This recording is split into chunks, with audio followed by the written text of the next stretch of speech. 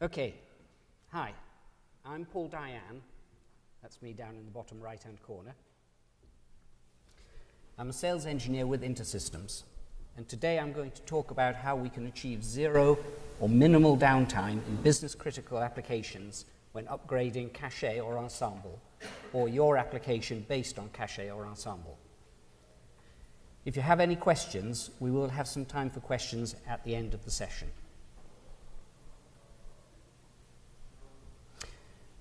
This session is aimed at anyone involved in planning for or carrying out upgrades of systems that normally run 24/7. It's also aimed at architects and developers who are designing such applications, as the design can determine whether downtime is needed or not when upgrading. So what's the actual problem we're trying to resolve? It's where your organization has or is planning to have a business-critical system based on Cache or Ensemble that is required 24/7. The organization wants to upgrade to a newer version of Cache or Ensemble to get the latest benefits or to stay current with support. InterSystems supports all versions of its products, but only guarantees to provide issue fixes to recent versions. Or the organization wants to go live with a new version of the application. In either case, the organization wants to avoid any downtime at all, if possible, to avoid business disruption.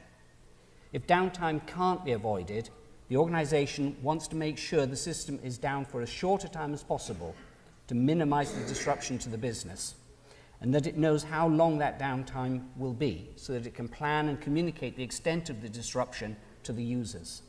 And very importantly, the organization wants to minimize the risk of upgrading. My goal in this session is to show you how cache mirroring can reduce or completely eliminate the need for downtime during an upgrade. I will first explain the concepts, and then I will give you a demonstration. My aim is not to teach you all the detail, but to help you grasp the concepts. Once you have the concepts, you can work out the detail for yourselves or get it from the documentation. An upgrade of either the platform or the application always carries a risk because any change carries a risk. The best mitigation for this risk is thorough testing. Of course, InterSystems carries out very thorough testing of its products before releasing a new version, but there is always a chance that your application will hit a combination of circumstances that has not been tested, and the same applies to your own application and your own testing. So it is very important to test the upgrade on a test system before carrying out the same upgrade on the live or production system. Very often, application testing is made more challenging because the test environment doesn't have the same inputs as the live environment. It is possible to give it the same data as the live environment by copying the databases from the live environment to the test environment. But the test environment may only have a small number of test users, or in an interoperability scenario, it may only have connections to test systems, which may have limited and poor quality test data and may generate a limited set of test messages. For example, in a healthcare application, Mickey Mouse, Donald Duck, and Test Patient 1 may not adequately test your application. Because the test environment may not fully represent the live environment, it is also important to be ready to test or monitor the live environment after the upgrade. And if anything does go wrong, you may have to make a decision to roll back the upgrade, so you should have a backup of all the databases. I can give you an example from my own experience. As a sales engineer, I was on site with a customer who was carrying out an application upgrade, just in case anything went wrong. The customer had thoroughly tested the upgrade in a test environment. The upgrade was scheduled to start early in the morning and finish before the day's business began in earnest. The upgrade went smoothly with only a short downtime, and the system went live again well ahead of the start of business. Then, users started reporting problems. To cut a long story short, and it was a long story, the upgraded application was checking an ID in the data and taking action based on the range of the ID. And the data in the testing hadn't covered the full range of IDs, so problems were only found when the system went live. However, I'm afraid this session isn't going to give you any help with testing. I just wanted to emphasize how important testing is when upgrading. This session is based around cache mirroring, which is a high availability capability provided with Cache and Ensemble. So I'll start by comparing cache mirroring with the other common high availability strategies. If you're not using virtualization, then clustering is a common high availability strategy. Clustering is primarily aimed at the failure of the physical server or a crash of the operating system. There are two physical servers, both using the same data storage, such as a SAN. This is an active-passive strategy. There are two servers, but only one is running the application. If the active server stops working, the passive server takes over. Because both servers are on the same data storage, no application data is lost. If you're using virtualization, which is increasingly common, you can use virtualization high availability, such as VMware vSphere. In this scenario, the virtualization manager is running virtual machines, one of which is your application, on two or more physical servers, all running on the same data storage. If a VM stops working, the virtualization manager starts a new copy of the VM. If a physical server stops working, the virtualization manager starts new copies of the VMs it was running on another physical server. Again, because both servers are on the same data storage, no application data is lost. Both of these approaches have a couple of disadvantages. Firstly, they rely on a single data storage, so if that fails, the system can't fail over. Secondly, they don't recognize an application failure. If your cache or ensemble application crashes, the system won't fail over. Technically, it is possible to script application failure checks, but it's not easy or fully reliable. Also, it can take many seconds or even minutes for the failover to occur. Cache mirroring operates in a different way. It uses a passive or backup server, which can be physical or virtual, that is also running cache or ensemble. The two servers have different data storage. Using cache mirroring, each database change on the active or primary server is transmitted immediately to the backup server, so the backup always has an up-to-date copy of the data. It may be that for some reason the primary and backup can't communicate for a while. If that happens, when communication is re-established, the primary sends over all the changes that are pending, so the backup can catch up again. The two servers also run a separate program called the ISC agent. If cache on the backup server can't communicate with cache on the primary server, but the two ISC agent programs are still in communication, then the backup server knows that cache on the primary has crashed and immediately takes over. This happens in just a few seconds, so the users or connected systems are not aware of the failover, except perhaps for a dropped TCP connection which has to be retried. If the operating system or physical server fails, the ISC agent on the primary will no longer be running, so the backup can't check that cache has stopped working. It can't just assume that just because it can't communicate with the primary must be down. The problem might be a network issue between the two servers, and we don't want to risk a split-brain scenario in which both servers are servicing client requests simultaneously. So in this scenario, the backup server contacts another instance of the ISC agent program running on the third server known as the arbiter. If the arbiter also can't contact the primary, the backup server takes over as the primary. Cache mirroring works at the database level. You decide which databases to mirror, which is a useful feature, as we will see. So how does cache mirroring not only provide us with high availability, but also help us minimize or avoid downtime? Because the backup server has its own storage for code and data, the backup server can be taken offline and upgraded without affecting the code and data of the primary, which continues to run the application. Then, when the backup is reconnected to the mirror, its data storage automatically catches up.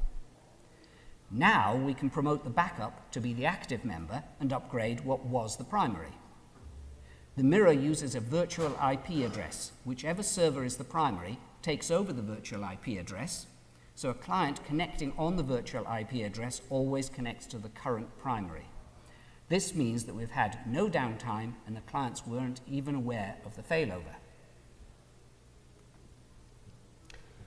So here is a pretty diagram showing how mirroring works for an upgrade. Initially, system A is the primary, and all database changes are sent to system B, which is the backup.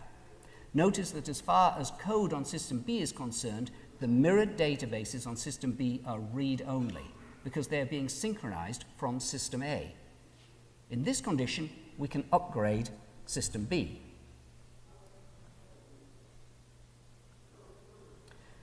Now we stop Ensemble on system A. System B can still communicate with the ISC agent on system A and detect that Ensemble on system A is stopped. So system B takes over the virtual IP address and becomes the primary. System B's mirrored databases now become writable because it is the primary in the mirror. So now we can upgrade system A. System A has become the backup on the mirror, so when Cache is restarted, its data storage will automatically catch up with any changes on system B. Both systems have been upgraded and there was no downtime or loss of data. There is a catch. The mirrored databases on the backup server are read-only to the backup server's code. This is because there must always be an exact copy of the databases on the primary server, so code on the backup server can't be allowed to modify them. This is true even if we stop the backup server, because when it starts up again, its mirrored databases must catch up and become an exact copy of the primary server's databases. This means that the upgrade process I have described can't make any changes to the mirrored databases because it is always the backup member that is being upgraded. Here is another pretty diagram to explain what I mean. We never mirror the cache sys databases because they need to be different on the two servers. And we don't need to mirror the cache lib and ens lib databases because they shouldn't change between upgrades. We mirror the application databases, so the application databases must be read-only on the backup server. We may have other databases and we can choose whether to mirror these or not. So when does this constraint cause us to need downtime for the upgrade? If there is application code in one of the mirrored databases, then the database that needs updating if the application is being upgraded. The database also needs updating if we carry out a major upgrade of Cache or Ensemble, such as 2015.1 to 2015.2 or 2015.2 to 2016.1, because in that case, all application code must be recompiled. That isn't the case for a minor version upgrade, such as 2015.1.1 to 2015.1.2. Or if the data in a mirrored database is being updated as part of the upgrade, for example, to populate new fields or new tables. There is no data change if just the schema is being changed, for example, if a property is added to a persistent class, but the data is changed if the upgrade includes populating that new property. Quite simply, if we need to update a mirrored database, then the changes must be made on the active mirror member. They can't be made on the backup member because its mirrored databases are read-only. And of course, we can't continue to run the application while making changes to the application's databases. So the application must be stopped while we're making the changes. So there is some downtime. However, there are things we can do to get around this, as we'll see in a moment. First, let's go through the sequence for upgrading a mirrored configuration with zero or minimal downtime. Here is an application running on a mirrored pair of servers, A and B, with some mirrored databases and some non-mirrored databases. We want to upgrade Ensemble and the application. A is currently the active member. So first, we stop the backup server B, and we also disable failover, indicated by that icon. If A fails during the upgrade, we don't want B taking over while it is only partially upgraded. Next, we upgrade Ensemble on B. Now we can restart B, and its mirrored databases automatically catch up with any application data changes that happened while B was stopped. Then we carry out any upgrades to the code and data in the non-mirrored application databases. At this point, we've done everything we can to upgrade B while it is the backup member. To complete the upgrade by updating the mirrored databases, we must make it the active member. But because B isn't fully upgraded yet, it can't run the application. so we must take the application offline, for example, by disabling the web applications in Cache. This is where the downtime starts. To make B the primary, we enable failover and stop A. Once B is the primary, we must disable failover because A hasn't been upgraded yet and so can't run the upgraded application. We complete the upgrade on B by updating the code and data in the mirrored databases. B is now fully upgraded and can run the application, so we can enable the application, and this is where the downtime ends. Now we can upgrade Ensemble on A, and we can restart A. Its mirrored databases automatically catch up with the updates we made to the mirrored databases in B, and with any application data changes that have occurred since we re-enabled the application. Finally, we upgrade the non-mirrored databases on A just as we did on B, and we can enable failover. And the upgrade is complete except for the post-upgrade testing.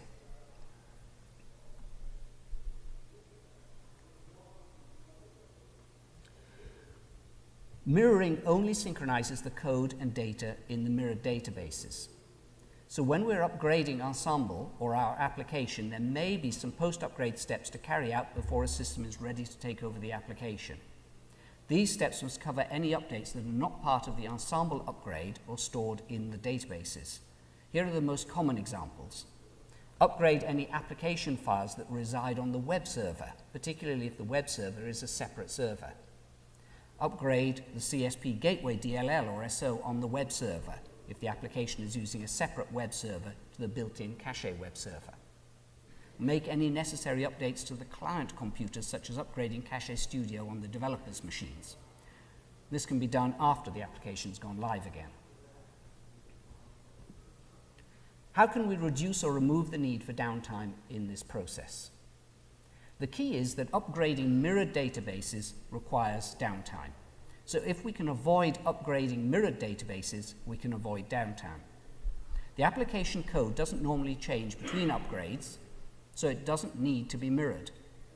So if we put the application code and data in separate databases and mirror only the data database, we can upgrade the application code without requiring any downtime.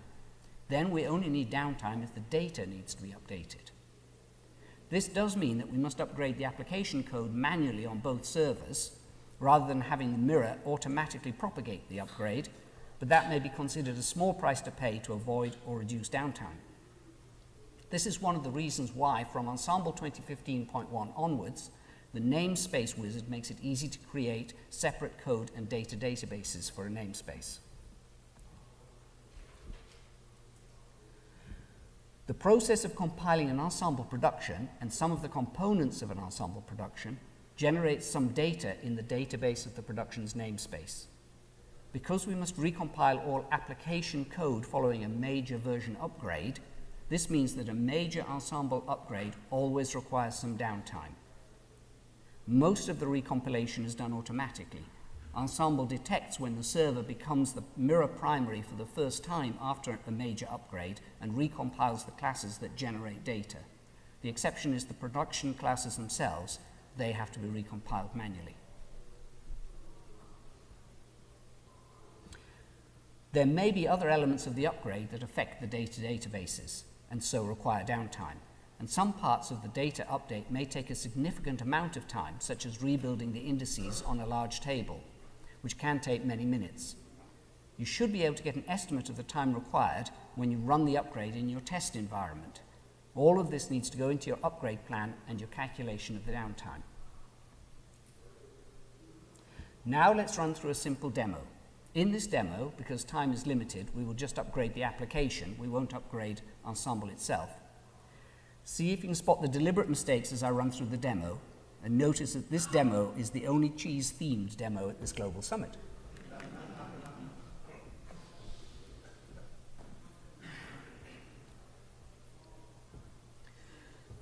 If you can see the bottom right of the screen there, you'll see that I've installed 2 instances of Ensemble on this virtual machine. Ensemble 1 and Ensemble 2. So if I open the system management portal for Ensemble 1 and log in,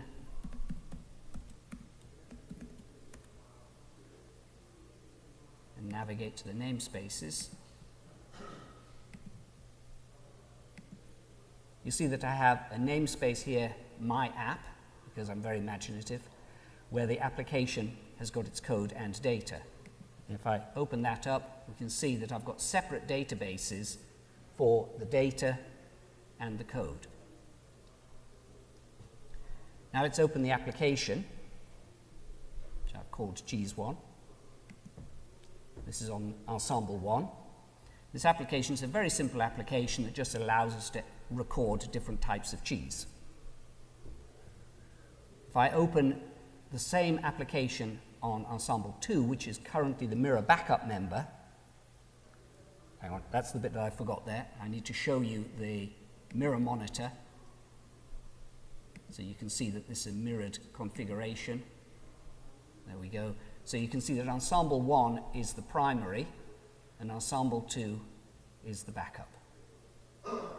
So if I then open the application on Ensemble 2, and by the way, you can see that the code database and the data database, they're both mirrored.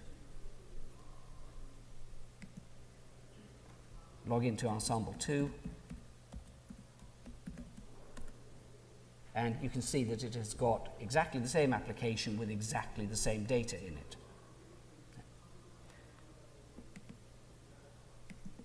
If I open the application Ensemble 1 at the same time and create a new cheese,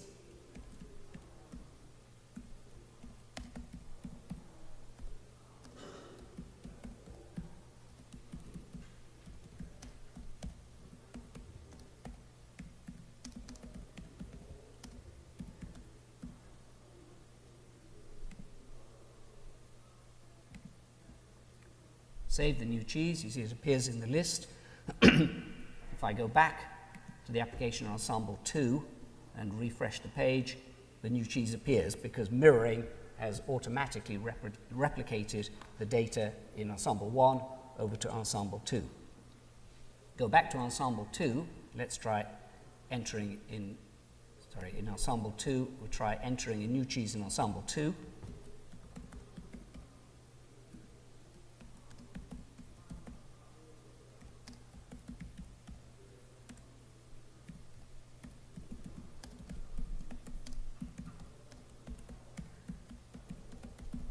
Myself a lot of typing here.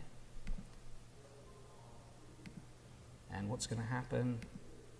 We get a protect error. Why? Because the databases, the mirrored databases, are read-only on Ensemble 2 because it is the backup member. So we cannot create data in those databases. Now we're going to upgrade the application to add a consistency property to the cheeses. So remember, the primary member is A. Ensemble 1, I'm going to call it A for the purposes of this upgrade, and the backup member, Ensemble 2, I'm going to call it B. So first of all, we have to prevent failover during the upgrade. You can't prevent failover through the system management portal. The feature isn't there. We have to do it from the terminal. So I start up a terminal.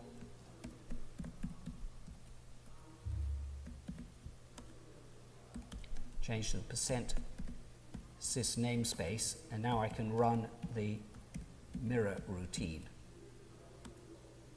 Mirror management, and then option number 4, change no failover state.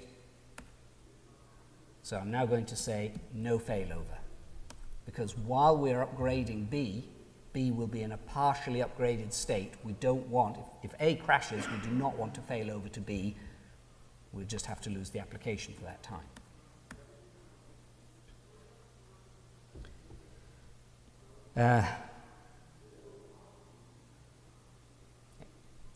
So open the system management portal on B, Ensemble 2.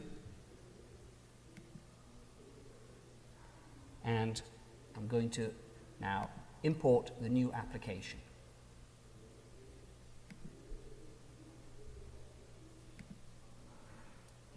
the my app namespace.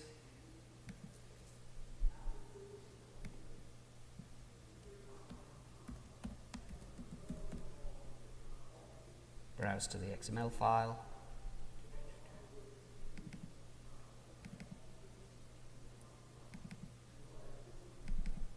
Here's the new application that I prepared and I have propagated from my test system. We'll import it. And second deliberate error, we can't do that. Why? We get all these errors because the database is read-only.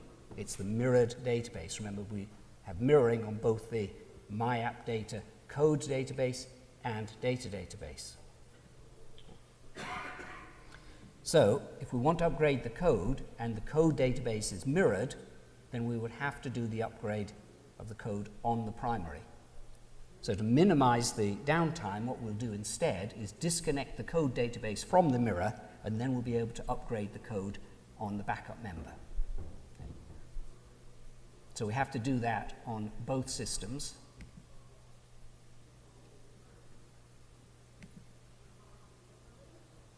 Do it from the mirror monitor, and we can remove the code database from the mirror.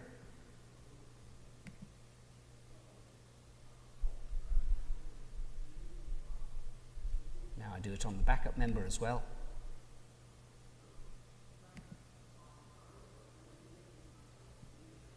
It's already gone.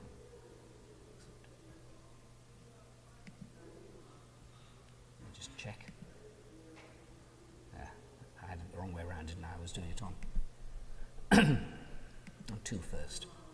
Right, so we remove the code database from the mirror. Now we can go back and import the code again.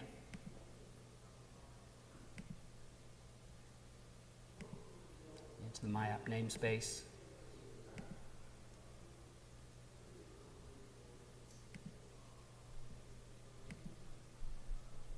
And this time it works. So you did that because you had changes in your application necessary for that? That's right. That's what my upgrade is. My upgrade is an upgrade of the application. Yeah. So I haven't got time to do the demo of upgrading Ensemble itself, so I'm just upgrading the application. In this case, I mentioned about having to also, as a post-upgrade, copy loose files, for example, files on the web server. In this case, I don't have to copy the CSS file that you might have noticed was part of the import, because it's actually part of the project that I imported. Otherwise, we would. If it was a separate web server, we'd have to update the files separately. And if we were doing an Ensemble major upgrade, we would also have to recompile all of the application code, which effectively I did by that import. So let's have a look now at the cheese application. And we can see that now the application has been updated to have a consistency property. There it is in the list, and there's where we can enter it. So now we can see that the consistencies are all null. We haven't upgraded the data.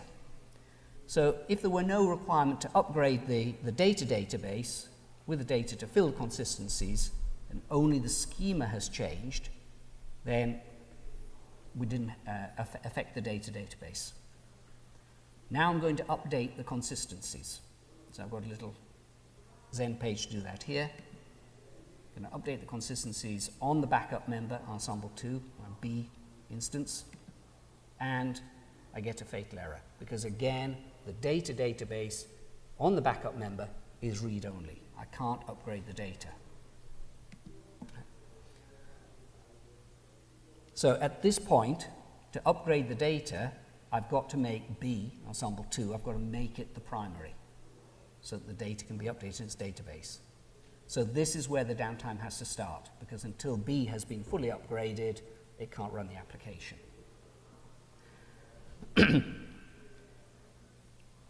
So in order to disable the application, I'm going to disable the web applications.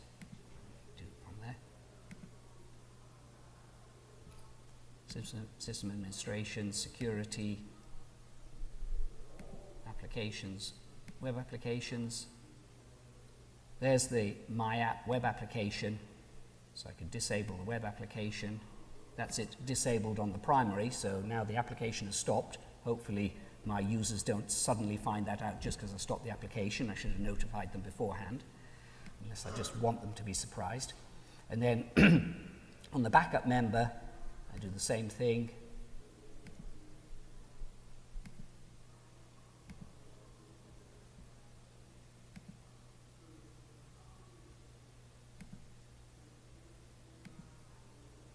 So even when we fail over to B, B will not run the application because we've disabled the web applications.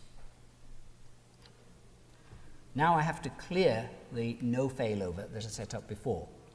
It's okay because we're not running the application anymore, so if we did fail over to a partially upgraded server, then it wouldn't matter because we're not running the application. But I need to fail over to B. I need B to become the primary so I can update the data in the data databases.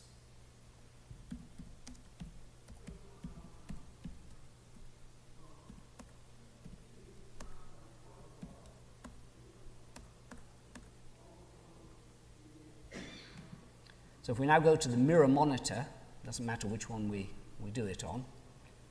So I'll do it on B.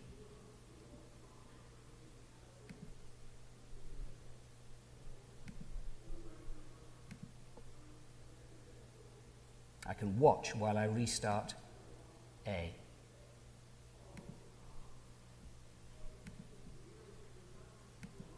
So by restarting A, I'm stopping it and start it again. The mirroring system detects that A has stopped and therefore fails over to B. So we put automatic refresh on there. At the moment we see Ensemble 1, A is the primary, Ensemble 2 is the backup member. You can see at the bottom that Ensemble 1 is stopping.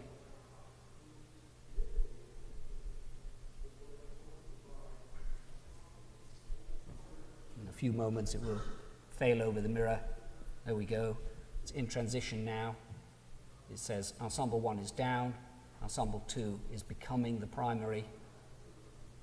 It's probably already done it. Yep, there we go. So Ensemble 2 is now the primary. Ensemble 1 has become the backup member. At the moment it's in the down status. There it is now back as the backup status. Okay. So we switched over the mirror. Now I'm going to now enable the web applications because I want to demo what's happening in the application. But normally you wouldn't enable the web applications until the upgrade process for B, Ensemble 2, was complete.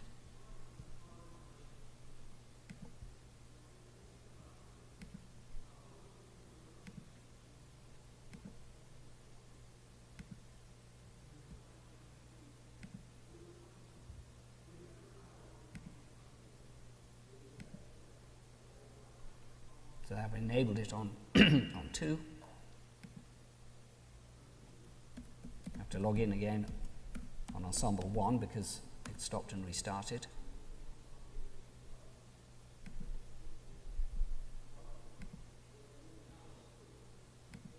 So as I say, this normally you wouldn't re-enable the application until the end of the upgrade on B.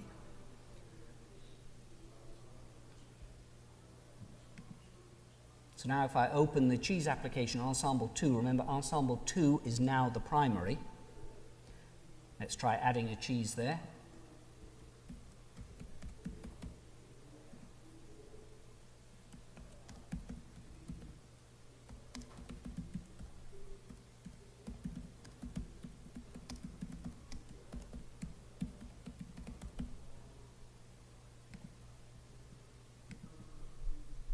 Use the new property in the upgraded application and save that. Now it works because Ensemble 2 is now the primary. So now I can update the data in the data database, and that has worked. If we go back to the application, we can see now we've got consistencies for all of the cheeses. So at this point, the upgrade of B is complete, and this is where we would normally re-enable the web applications. But we can't allow failover until A has been upgraded, because A will be in a partly upgraded state. So before we enable the web applications and allow the users back on, we need to disable failover.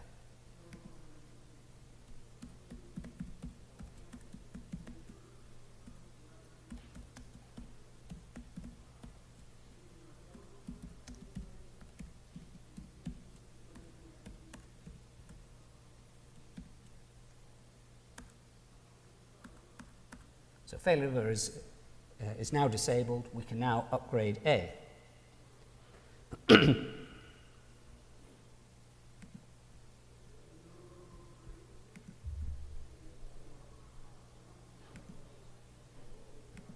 just as the same as when we were upgrading B.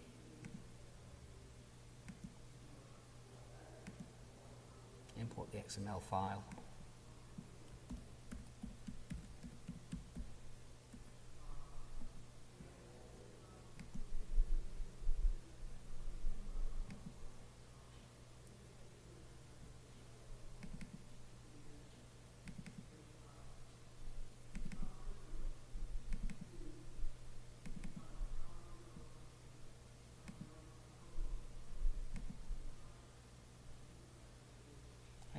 So that's done. So the application on A has now been upgraded. Because we've got mirroring working and A is the backup member now, the database changes that we made of updating the consistencies have already been mirrored through to A. So we don't need to update the data in A.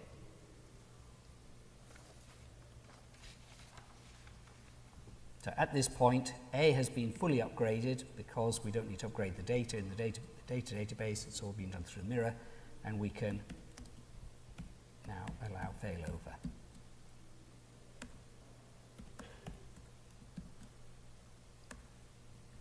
If we want at this point, I mean, the two systems should be identical, so it should be perfectly okay to leave B running as the primary. But at this point, if we wanted, we could restart B and therefore flip back to A as being the primary, and would be exactly back to where we started with the application fully upgraded. So if we go back to the mirror monitor,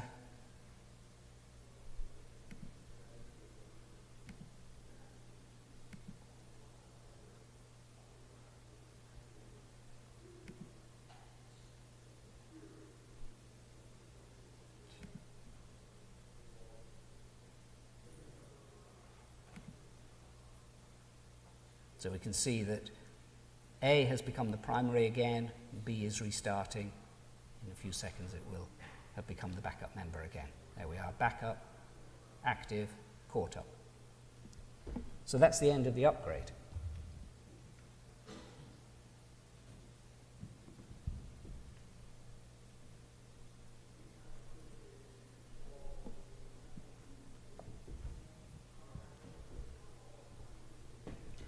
An upgrade of Ensemble and or the application can involve many steps, even if we take advantage of mirroring, as you saw. Because we have promised the business that we will have a known downtime, we can't afford to make any mistakes. So it's important to make a step-by-step plan and to test it first in a test environment. Are there any questions? If you have a question, please could you raise your hand and then bring over a microphone. Okay, so fine, over here. We had a big headache. While setting up the mirror, there is certainly necessary to arrange also the file system around. It's a separate question which should be considered within the mirroring, because application without the file system is, let's say, nonsense. My question is about the users' roles and all settings within the system databases which are not mirrored. That's quite and right. which was quite a headache for us to synchronize. If you imagine that you run live system for weeks, add users, add roles, everything changes, then you switch to the backup, then all your users and changes are gone, and you have to synchronize it. We found some way how to do this. What is the recommended approach by InterSystems? Well, the recommended way at the moment is that when you make any such changes on the primary, you must make them at the same time on the backup member. Because if you don't, then if it fails over, you won't be running the application properly. Yeah. It's additional and annoying work for the users or for managers from my point of perspective and the usage of the system with thousands of clients. Yeah. So, but that's your answer. What about the passwords? You will force the users to change their passwords on the primary, how they can change their passwords on the backup? That is a very good question. I suggest that you and I go over to the developer zone and ask them. Any other questions? Yeah, over at the back. More comment to what you were asking. Just more of a comment to what you were asking. We actually used an external LDAP server for accomplishing that. Then you'd point both the primary and secondary to an LDAP, and that way you have a common area where users can update their passwords, and you don't have to worry about migrating users from one to the other.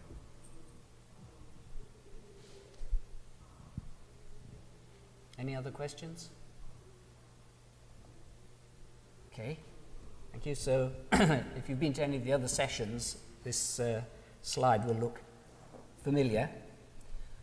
So just to finish, I want to point you to the other resources you can use both during this Global Summit and when you get back to work. And during the Global Summit, you can speak to the experts in the developer zone. So that's what we need to do. They are Steve Clay for Cache and James McKeith for Ensemble. And you can use Slack to contact me or Dave Lovelock, who is the product manager for Ensemble. When you get back to work, you can continue the discussion in our developer community and use the extensive online material on our website from our learning services. And there's also comprehensive information on upgrading in the product documentation. And of course, you can always call upon the expertise of your InterSystems sales engineer and our WRC. Lastly, please could you complete the survey on this presentation in the Global Summit Double Dutch app? Thank you.